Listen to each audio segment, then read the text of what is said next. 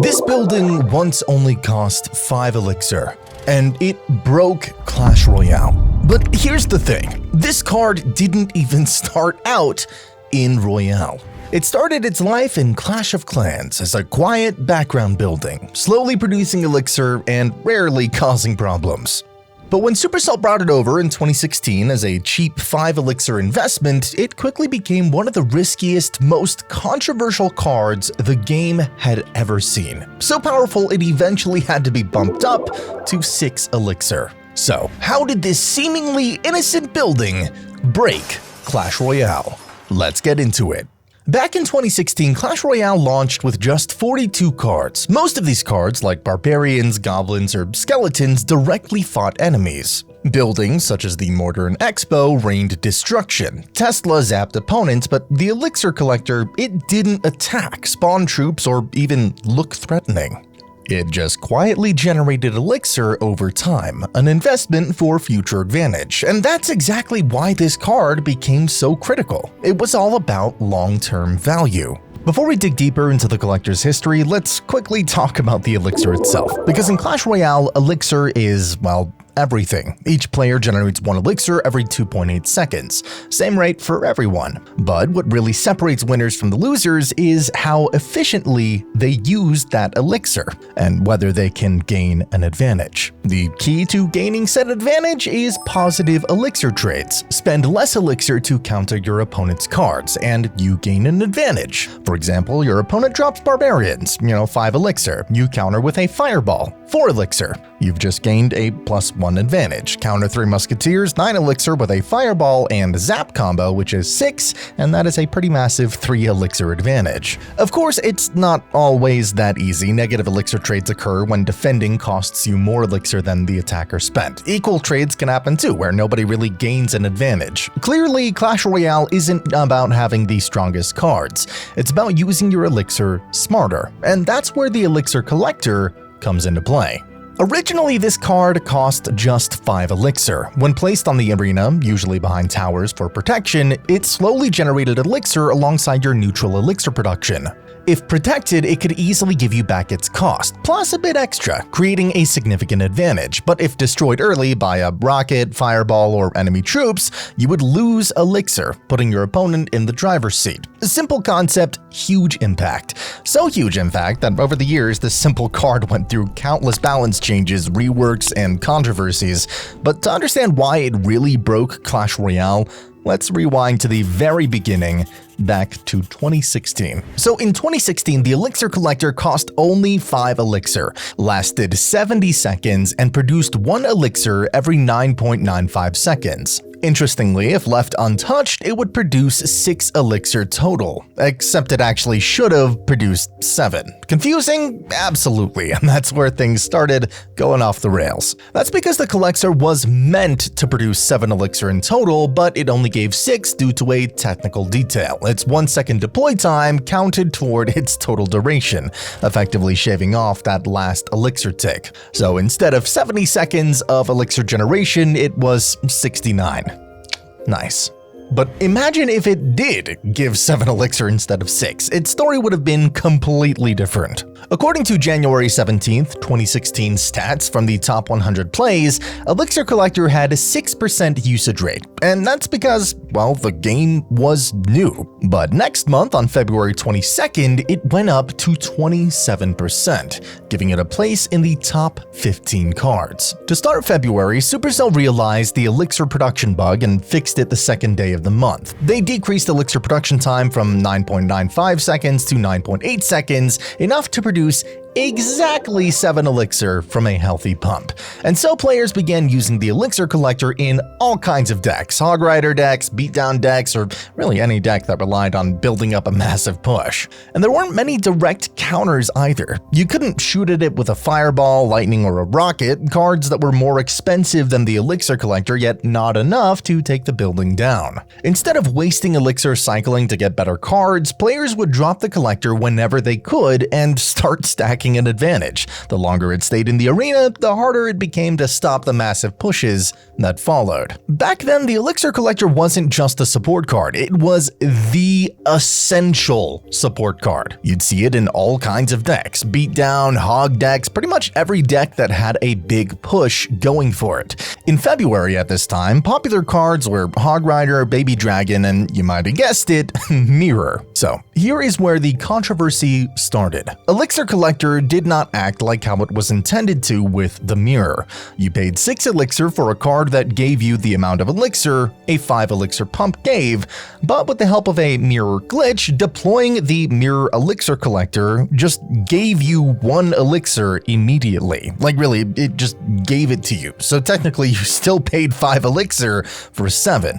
Maybe it was intended, but who knows. What made this even more powerful was the fact that you could open the match with it right in your hand. That might not sound crazy now, but at the time it completely changed how opening plays worked. Most players like to wait and see what their opponent would do first, but if you had an Elixir Collector ready to go, you could confidently place it down and start banking Elixir from the very beginning. This created a subtle but significant problem. The outcome of a match could swing just because one player happened to start with the Collector. That element of pure RNG, getting the pump early or not, led to tons of frustration. So in 2018, Supercell removed the ability to have the Collector in your starting cards. And honestly, most of the community welcomed that change, but we'll get to that soon. But here's the interesting part. Besides giving you the Elixir, the Collector could actually double as a mini defense. With a solid 1408 HP and a placement in the middle of the map, it could pull in enemy troops from both lanes and buy you time, acting like a defensive building. Yes, you would lose the potential Elixir, but at least your enemy fails at taking your tower. It was a lose-lose situation, which many players didn't feel comfortable doing at first, but it was seen more and more as time went on. When players realized its full potential, everyone started using the Elixir Pump. With March 2016 top 100 ladder stats, Elixir Pump was the second most used card in the game after Arrows, having a 59% usage rate. There was nothing to dislike about the card unless you were against it. It helped you build pressure and heavy pushes effortlessly while also being a decent defensive building. Cycle decks were the most popular with the Elixir Collector because of how quick and effortless it made cycling. It couldn't get away from the Nerf hammer any longer, so on May 3rd, Supercell hit the card with a massive nerf. They decreased its HP by 20%. This turned the idea of using Elixir Pump as a defensive building obsolete, and spells were now able to properly damage the Elixir production of the card. Every single spell denied an Elixir now, giving the Pump player 6 instead of 7. Rocket now denied the entire 7 Elixir. Fireball and Poison would deny 4 Elixir, but despite this, Pump players still saw a 3 Elixir profit out of the Pump. Miner was also introduced as the new legendary card in May, and it was special because it could directly damage the Elixir Pump, so Pump players actually had to be careful with the placement, and now they actually had to defend it. I think this was how it was supposed to be from the very start. Elixir Collector really was a luck-based card. You got it first, you were almost always in the Elixir lead and the opponent just couldn't do anything about it. Spells didn't properly work, they couldn't actually target it either. They would always end up with less Elixir if they actually tried to take it down. There was nothing you could do against it. But you know what you can do now that you couldn't do back in 2016? Scroll down and hit that subscribe button. It's right there, it's free to click, and you're always more than welcome to press it. Thank you. Now, after the big health nerf in the Miner, Pump players actually had to defend their building. This is what Supercell always wanted with their game.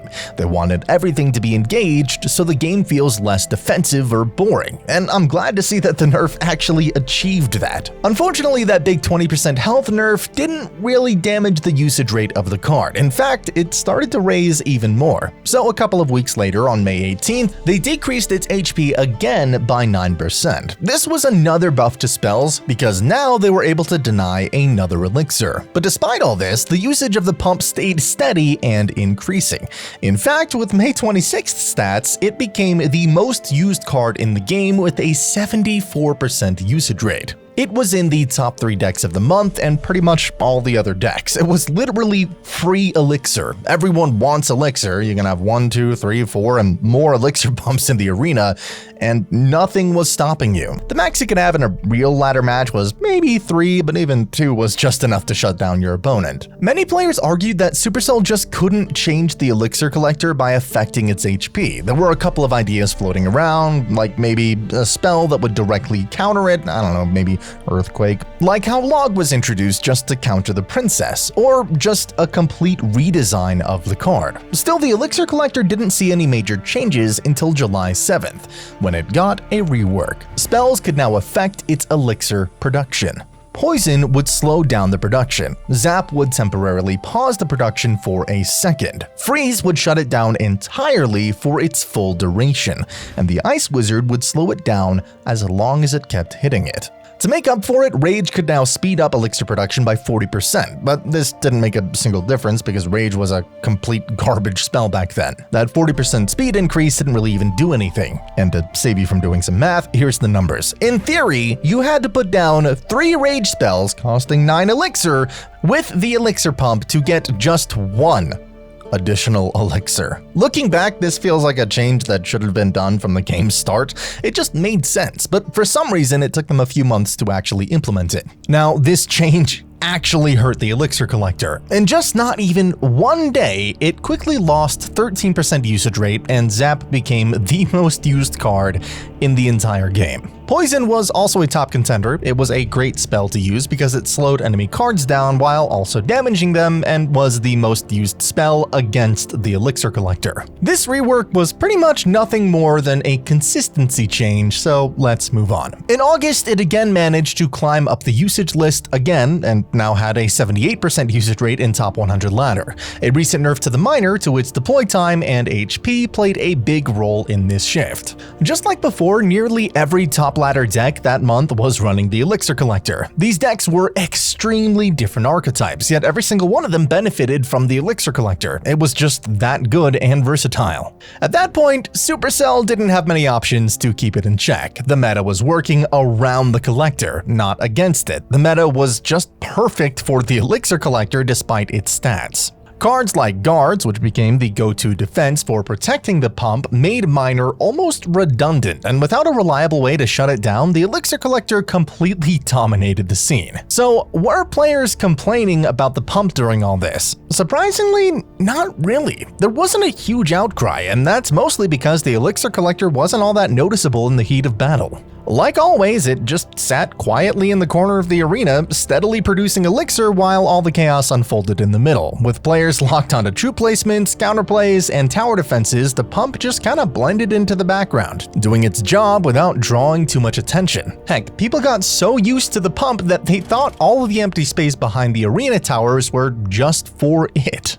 It was in September that the Elixir Collector truly peaked, reaching a staggering 87% usage rate among the top 100 players on ladder, according to stats from September 12th. Elixir Collector became iconic, a card that players couldn't imagine Clash Royale without. It supported many popular decks such as Beatdown, Cycles, 3 Musketeers, P.E.K.K.A, Prince, you name it. Any heavy deck was possible with the Elixir Collector.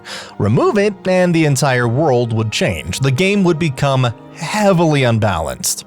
And so time came for another big rework. A rework that was supposed to harm the card. Elixir Collector constantly had above 85% usage in September to October. Every deck you encountered from this era always had an Elixir Collector as if it was pre-assigned. On October 20th, Supercell announced a rework regarding the Elixir Collector. They increased the Elixir Collector's cost to 6 Elixir and increased its lifetime by 10 seconds. This increased lifetime allowed it to produce up to 8 Elixir. So the dev team aimed to make the Elixir Collector less versatile. The thing is, versatility is what Supercell loves the most about their cards. They don't want them to only be good in 1 or 2 decks. They want to find a place in a lot of decks, so it doesn't become irrelevant. And while Elixir Collector was versatile, it was way too overused. Making it 6 Elixir made the card too risky to play, but the reward being 8 Elixir, oh boy, that was tempting. But once again, just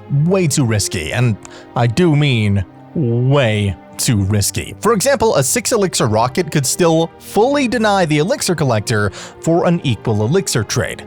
But again, if uninterrupted, the elixir lead you got was truly remarkable. This one elixir bump was enough to make a big difference with Pump's usage, like a massive difference. In the same month of October, its usage dropped from 88% to just 5% in 4 days. These balance changes had a massive impact on the meta. With the Elixir Collector falling out of favor, Poison went down with it, especially after its own nerf. The spell lost around 60% of its users in top 100 ladder, a massive drop. By October, neither Poison nor the Elixir Collector appeared in the top-performing decks, a sharp contrast to their dominance in the previous months. The heavy decks, like Golems and especially 3 Musketeers, were hit hard because they needed Elixir Collector. They were just way too expensive and risky to play without one because of how fragile they were.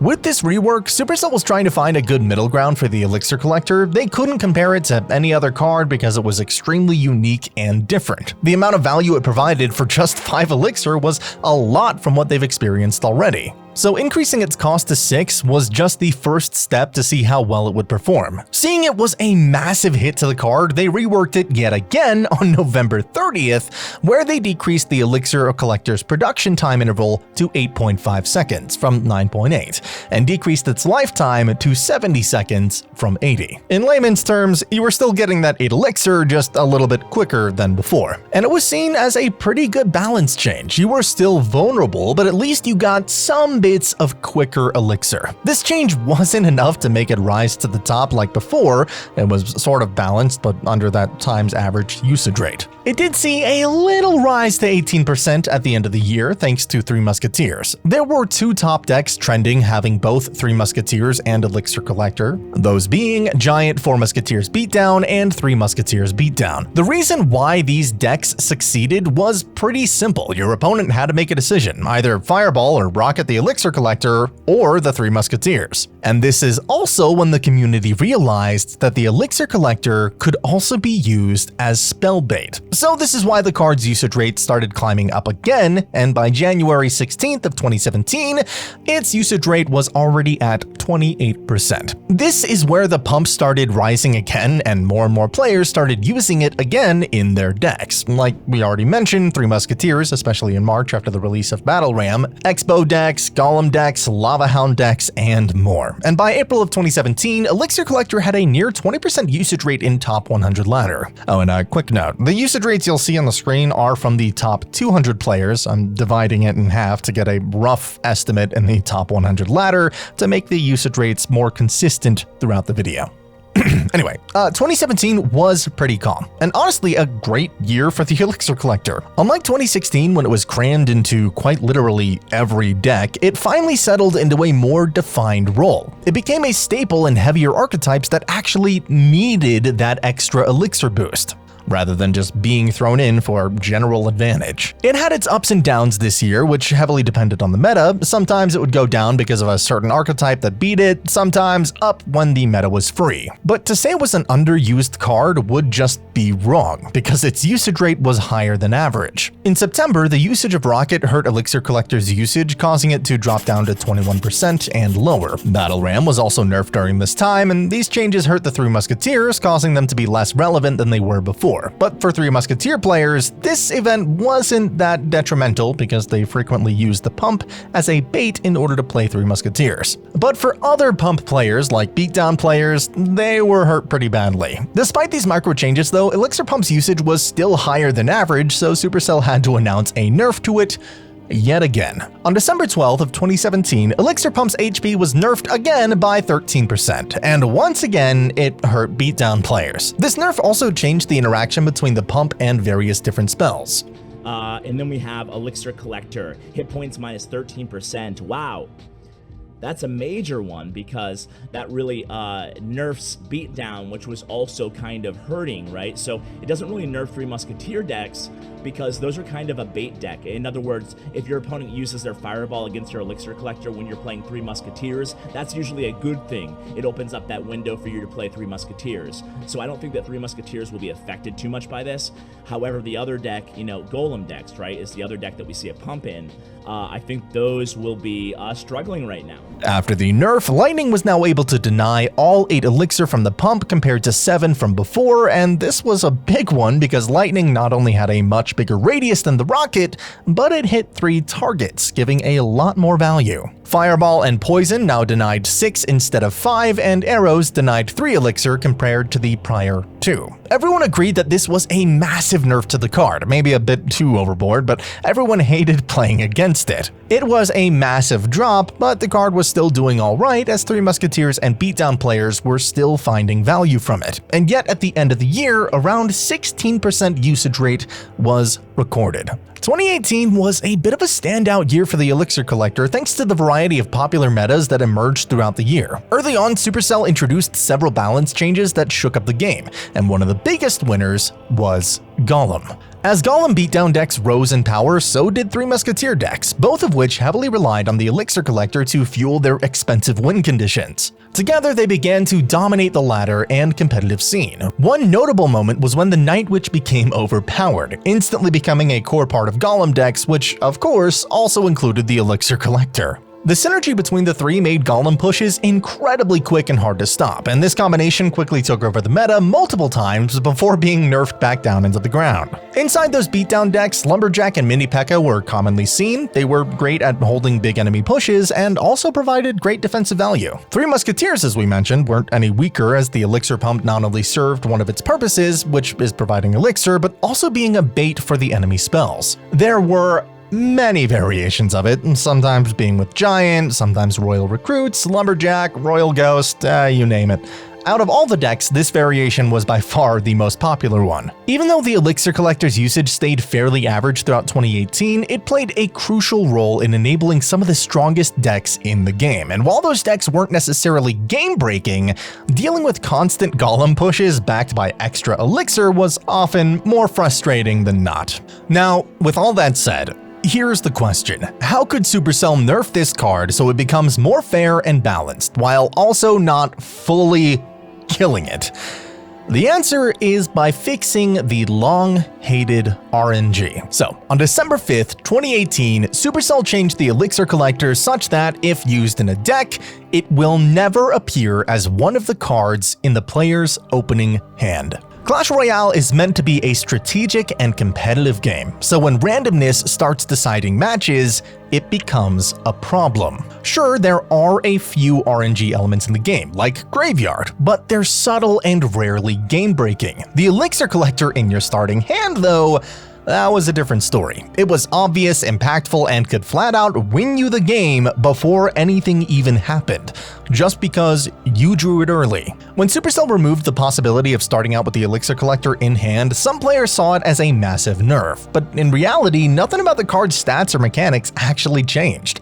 Only the luck factor was taken out. And honestly, in a competitive game, that was a step in the right direction, and it's something that the Elixir Pump should have been affected by in 2016. At least. The pump wasn't actually affected at all by this change. It was doing fine if we go over its usage rate. In fact, this was the last balance change the Elixir Collector would receive until 2022. By 2019, things started to change. In February, Supercell decided to nerf Three Musketeers by increasing its cost by 1 Elixir, now making it 10 Elixir and becoming the most expensive card in the entire game. They were no longer competitively viable like they were in the past, and well, now that no one was using Three Musketeers anymore, the Elixir Collector also kind of stopped being used and dropped down heavily. But this didn't stop here. Remember when players wanted a direct counter to the Elixir Collector? Well, Supercell did it, and they released Earthquake. Earthquake's sole purpose was the countered buildings, so it instantly became the #1 counter to the Elixir Collector, denying a whopping 7 Elixir for just 3. That was a long-awaited end of the Elixir Collector. By 2020, and well, pretty much the whole year of 2020, it was already one of the least used cards in the game, with usage rates being 1%, and win rates far lower than average. The card was pretty much dead in 2020 and 2021. Even when Three Musketeers shined in the meta, people just didn't bother adding Elixir Collector to their decks. Almost none of the top performing Three Musketeer decks had the Elixir Collector.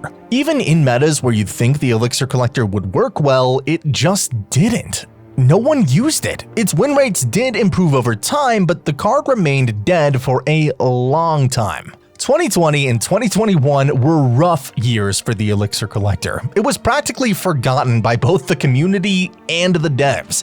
It didn't show up in any top ladder decks, and for the most part, it faded into the background and only occasionally appeared in a very limited amount of decks that no one really paid any attention to. But in April of 2022, after nearly 3 years of silence, Supercell finally revisited the Elixir Collector with a major rework. They reduced its lifetime from 70 to 65 seconds and increased the interval between elixir production from 8.5 seconds to 9, effectively lowering its total output from 8 elixir to just 7. However, to compensate for this nerf, Supercell introduced a very interesting change. The Elixir Collector would now give 1 extra elixir upon being destroyed. So, by doing nothing, Elixir Collector just gave you elixir, and after being destroyed, it still gave you elixir, and that was a big deal. With this change, many spells, excluding Earthquake, became obsolete when countering the Elixir Collector, because it was no longer a positive trade. In fact, you couldn't even use those spells anymore unless you wanted to activate the enemy King Tower. It just wasn't worth it. Despite the rework, Earthquake, Poison, and even Fireball remained solid counters to the Elixir Collector, especially when it was placed too close to the Princess Towers, allowing these spells to deal chip damage to both the pump and the tower. Now, you're probably wondering, how did this rework actually affect the card? Well, I'm happy to say it had a huge positive impact. Almost overnight, the Elixir Collector went from being a low-tier deck slot wasting card to a strong utility option, especially for Three Musketeer and Golem players. For the first time in nearly 3 years, the Collector was actually viable in competitive play. In April, it hit an 11% usage rate, and its win rates were solid across the board. Three Musketeer decks were really solid after this change. A lot of top players used it in top 100 games. But here's what really surprised people. The Elixir Collector wasn't just locked into the usual Golem and 3M archetypes. For the first time, it began showing up in off-meta strategies and even some cycle decks. One notable example was an Expo deck featuring the Archer Queen, where players began experimenting with Pump as a way to maintain elixir flow while playing defensively. Then came October of 2022, when Supercell dropped Phoenix and Monk, and Phoenix in particular was completely broken. A lot of cards fell from the meta during that time, but not the Elixir Collector. In fact, the rise of the Phoenix helped the Pump to thrive. Its power encouraged players to build Phoenix-centered cycle decks, and the Elixir Collector slotted into those decks perfectly. That month, the Pump's usage rate spiked to 20%, and even after Phoenix was nerfed, Collector's win rate remained healthy. One standout deck from this period was a Golem Pump build, which quickly became the most popular Elixir Collector deck, and it continued to see success well into 2023. And that Three Musketeer deck you saw a couple of seconds ago, that deck kept coming back in 2023 and even 2024. And then came the next big shakeup: evolutions.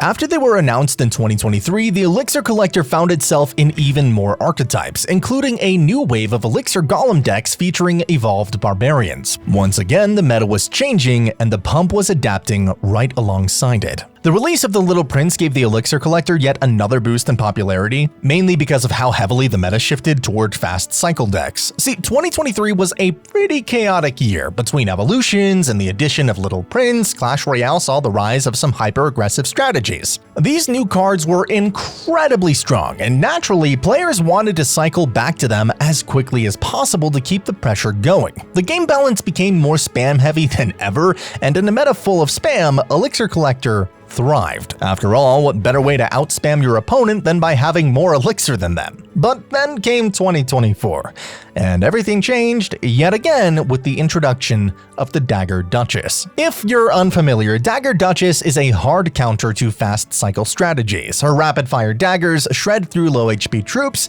and make quick work of cycle-based decks. This forced a lot of those strategies out of the meta, but here's the twist. While Dagger Duchess could shut down cycle decks with ease, she struggled against Beatdown. And guess who loved that? Yep, Elixir Collector. With Beatdown decks rising up again, the pump became a key enabler. After Dagger Duchess burned through her daggers, your golems and giants could stroll right into the towers with very little resistance. The towers were quite literally a piece of cake for your cards to eat. This period became one of the best times to run Elixir Collector. To top it all off, the pump was featured in the most popular deck in the entire game, with a staggering 3.5% usage rate. For context, the second most used deck at that time only had 1%. In April of 2024, Elixir Collector had become very dominant with a 35% usage rate, which is one of the highest it's gotten since 2017.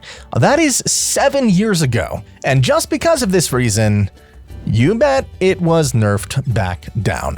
In May of 2024, Supercell reworked the Elixir Collector once again, increasing its production interval to 12 seconds up from 9, while also extending its lifetime to 86 seconds up from 65, which was an unnecessarily harsh nerf to the Collector. I mean, it was because of the Dagger Duchess that the Elixir Collector rose up. They could have just, nerfed Dagger Duchess down, which they did later, and everything would have been fine. Elixir Collector usage dropped almost instantly. By the end of May, its usage had plummeted from 35% down to just 3%, a massive decline for a card that was once the centerpiece of top decks. And really, it's not hard to see why. Supercell stretched the pump's lifetime to 86 seconds, which is almost half the match. But at the same time, they slowed down its Elixir generation. It felt less like a rework and more like a soft retirement. The pump was still there, but now it just sat in the arena longer, doing a whole lot less. And just like that, yet again, Elixir Collector had become irrelevant, until one wild event in 2024 brought it back into the spotlight. The Goblin Takeover. During this limited time event, the pump's usage skyrocketed back to 37% in June, even higher than it was in April when it was objectively stronger. Sounds crazy, right? But there is a reason for it. The introduction of overpowered cards like Goblin Machine and Goblin Curse completely reshaped the meta. These cards provided so much value that they made up for the Collector's slower production. Once again, cycle decks thrived, and the Elixir Collector was right there fueling that chaos. But as expected, both Goblin Machine and Goblin Curse were quickly nerfed, and just like that, Elixir Collector crashed down back with them. It was again made into one of Clash Royale's most useless cards, and it's where it currently sits, even in 2025, at a measly 2% usage rate. In February of 2025, Supercell buffed the Musketeers' first attack speed, a change that naturally applied to the 3 Musketeers as well, since, they're just 3 of the same unit. This sparked some renewed interest in Musketeer-based decks, and many players gave them another shot, with some early success. However, the meta had evolved. Stronger, easier to use alternatives were already dominating the scene, and as a result, the Resurgence was short-lived. It still appears in some high Elixir decks, but overall, the Elixir Collector isn't considered strong in the current meta, and it likely won't make a comeback anytime soon, unless Supercell introduces a cyclable card so overpowered that players need the pump just to spam it, which, isn't beyond the scope of what Supercell usually does. It's honestly sad to see the Elixir Collector in such a sorry state. It's a unique card with an irreplaceable mechanic that's been part of Clash Royale since day one.